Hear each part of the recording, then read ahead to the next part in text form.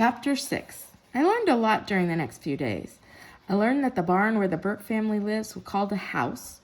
My safe place was called the couch instead of the couch. The round things with long legs were tables, and there were lamps on them where light came from.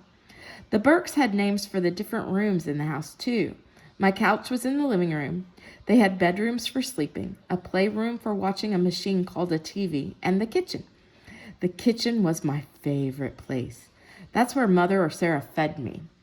They had some dry, crunchy stuff that they called cat food. I didn't much care for that. Once a day, Sarah would open a can of real cat food. It tasted like meat.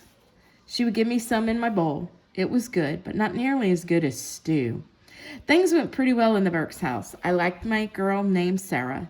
She was mine because I was hers. She would call me her cat. She would pet me and scratch me behind the ears.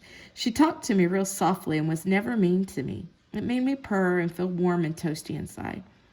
Toby belonged to the boy named Ben. He and Toby liked to play. Ben would drag a string across the floor. Toby would pretend it was a mouse and sneak up and pounce on it. Ben would laugh and grab Toby and playfully rub his fur the wrong way. Toby would arch his back way up like he was really mad.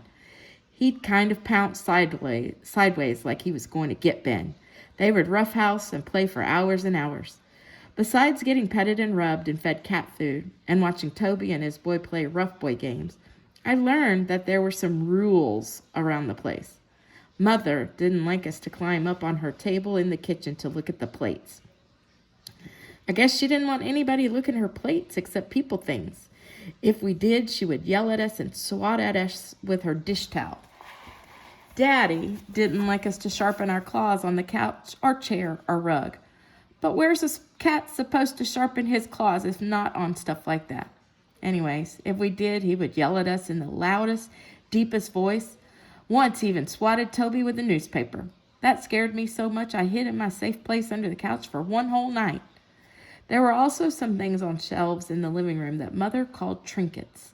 There were glass birds and statues of people dancing and a pink glass bowl.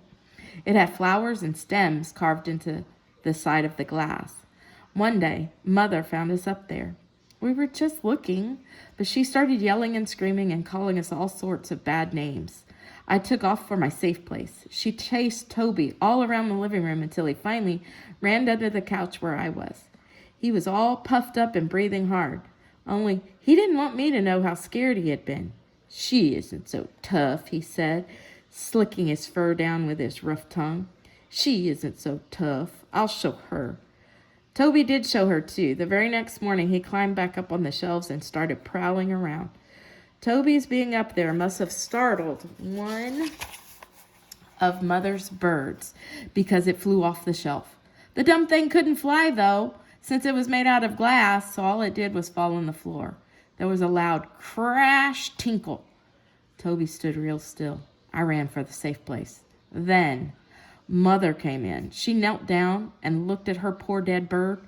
Her bottom lip quivered as she glared up at Toby. Before he could move, she grabbed him. Meow, he cried. All of a sudden, Mother came after me. Why, I don't know. I hadn't done anything. I'd been under the couch all the time. But she reached under anyway and grabbed me. She didn't have a good hold, so I started to crawl away, but her fingers slipped. But she caught my tail and held it firmly. She started pulling. I dug my claws into the carpet. It was no use. She just pulled harder. I couldn't hang on. Why me? I meowed. Why me? Mother didn't pay any attention. Once I was out from under the couch, she grabbed me by the back of the neck. She held Toby and me both at arm's length, took us to the back door, and threw us out. My legs went stiff. I twisted and turned and used my tail to straighten me out. And like a good cat, I landed on my feet. Toby landed next to me. He was all fuzzed up and looked rather indignant about the whole thing.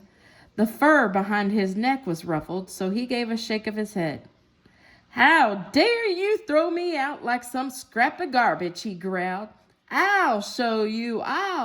I marched right over to Toby and I swatted him across the head with my paw.